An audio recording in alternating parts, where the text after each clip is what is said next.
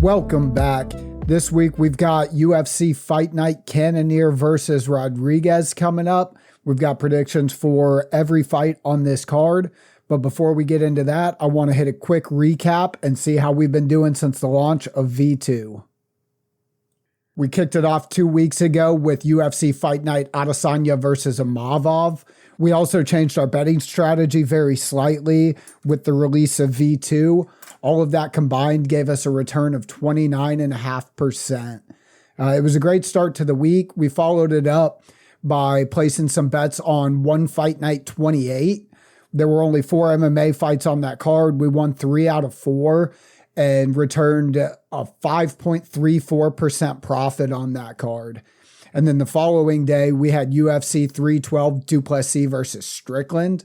We did incredible on that card, still following the same betting strategy, and we ended up with almost a 35% ROI for that card. We will continue to post all of our UFC predictions here, but for all other promotions, as they get built into V2, you'll have to go over to our Patreon to see those.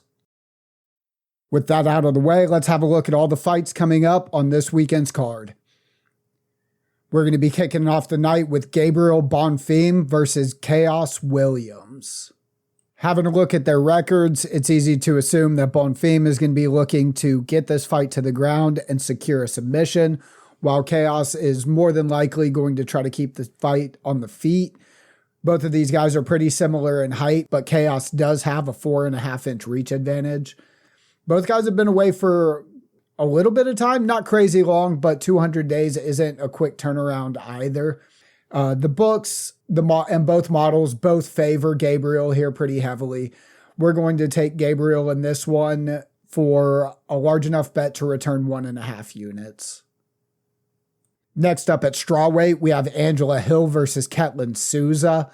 It always surprises me that Angela is 40 years old. Every time I see this come up, I think the same thing, but she's been around for a very long time. Her record shows it at 17-14, but she's no stranger to whooping up on younger fighters on occasion. Surprisingly to me, at the books, she is the -125 favorite here, but both versions of the model are predicting that Ketlin's going to win this fight. V2 of the model very handily at 81%. Because both models agree on this one, we will be betting 1.5 units on Ketlin to win this fight. Moving on to men's flyweight, where we have Rafael Estevam taking on Jesus Aguilar. Both of these guys are the same age at 28, but Jesus is going to be 4 inches shorter and giving up 6.5 inches of reach. Estevam is undefeated, but he has been away from the game for 455 days. At the books, Estevam is still a pretty significant favorite at -360. V1 of the model has confidence in him, but not that much. V2 has that exactly flipped. I think that part of this may be the amount of time that he's been away from the sport that has V2 leaning the other way. But regardless of that, we are betting V2 100% right now. So we're going to be placing 1 unit on the underdog, Jesus Aguilar. All the way up at heavyweight for our next fight, we have Walter Walker versus Dontel Mays. Walker's record still looks really good at 12-1, but he is young at 27. That's still pretty young for the heavyweight division. Dontel Mays not nearly as good of a record at 11-7. Same height, very similar reach, not really anything significant there. And not a big difference in the time since our last fight. That 180, 190 day mark is pretty average, it seems.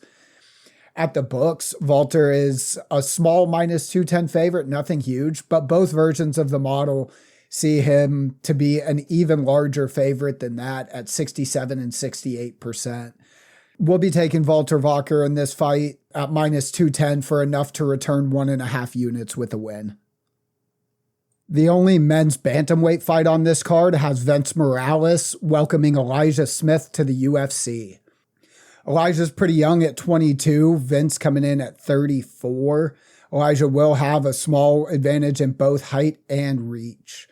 He is the favorite at the books at -235. And again, we see both models predicting him with at least that much likelihood of winning at 62% and V2 all the way up at 85% chance of winning. We will be taking the UFC newcomer here, Elijah Smith and hoping that he isn't blinded by the bright lights. Closing out the prelims will be Julia Avila versus Jacqueline Cavalcante. These two women share very similar stats, with one large discrepancy being a 9-year age gap between the two of them. I also see that Julia has been away from the sport for 441 days. And maybe it's wrong, but I always assume as you get older, those layoffs tend to do more and more damage to your chances of winning. Either way, Jacqueline's a heavy minus 450 favorite at the books. V1 is very much in line with that at 75% chance of winning, but V2 just barely has her edging it out. Either way, both models agree. We're putting a big risk on this one with enough to return 1.5 units. Middleweights will be kicking off the main card with a bout between Rodolfo Vieira and Andre Petroski. Both of these guys exactly the same in height and reach, 6 foot tall with a 73-inch reach. Both of them are making a pretty quick turnaround, with Petroski coming back after only 50 days. Rodolfo is a minus 215 favorite at the books, but the new version of the model disagrees. It has Andre Petroski with a 53% chance of winning as an underdog, so we'll be putting 1 unit on Petroski. Staying in the middleweight division for our next fight, we have Edmund Shabazian taking on Dylan Budka. Both guys in their mid to late 20s, nothing significant there. Edmund with a very small height advantage, but exactly the same in the reach. These guys, normal turnaround time, 160, 170 days, isn't crazy at all. And Edmund at the books is a pretty substantial minus 360 favorite.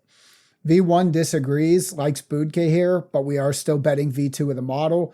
So we'll be putting 3.6 units on Edmund in order to return 1 unit. Our next fight sees another UFC newcomer, Jose Delgado, taking on Connor Matthews. Jose is going to have a significant height and reach advantage in this fight. And on top of that, Connor's been away for nearly a year after a loss in his promotional debut. The book reflects these stats with Jose as a minus 275 favorite. V1 of the models thinks that Connor Matthews is going to pull up an upset here, but V2 of the model very, very strong at 70% on Jose Delgado. We'll be betting Delgado in this one to return 1 unit. The feature bout on this card is a lightweight matchup between Ismail Bonfim and Nazim Sadikov. Despite the similarity in age here, Ismail has a lot more fights. He's got more than twice as many fights as Nazim does. On top of that, Nazim's been away from the sport for over 400 days. He is taller by a small amount, but any advantage that might give seems to be nullified by the same difference in reach in the other direction. Ismail is a small minus 180 favorite here. V1 and V2 of the model do not agree on this one, so we will be taking Nazim as the underdog here. Even though V2 barely thinks he'll edge it out, should still be good value on that bet. We're betting 1 unit. Next up is the featherweight co-main event between Calvin Kattar and Youssef Zalal. Calvin's currently on a 3-fight losing streak, been away from the sport for 300 days, and he's 36 years old. The books don't favor him very highly here, especially against Youssef, who subbed all 3 of his opponents since returning to the UFC and seems to be on an absolute tear. The models also think that Youssef is a shoo-in to win this fight. So at minus 390, we'll be betting enough to return 1.5 units. And finally, we'll have Jared Cannonier taking on Gregory Rodrigues to close out the night. Cannonier is the second 40-year-old fighter on this card, and again, neither version 1 nor version 2 of the model see any value in him at that age. Both models see Gregory with well over a 60% chance of victory here. The book odds don't reflect that quite as strongly as at minus 185, so that implies some pretty good value on this bet. We will be taking Gregory Rodrigues here for enough money to return 1.5 units with a win. Taking a look at the numbers for this card, we found a total of 12 wagers. That's every fight currently on the card. V2 predicts 8 favorites to win and 4 underdogs to win.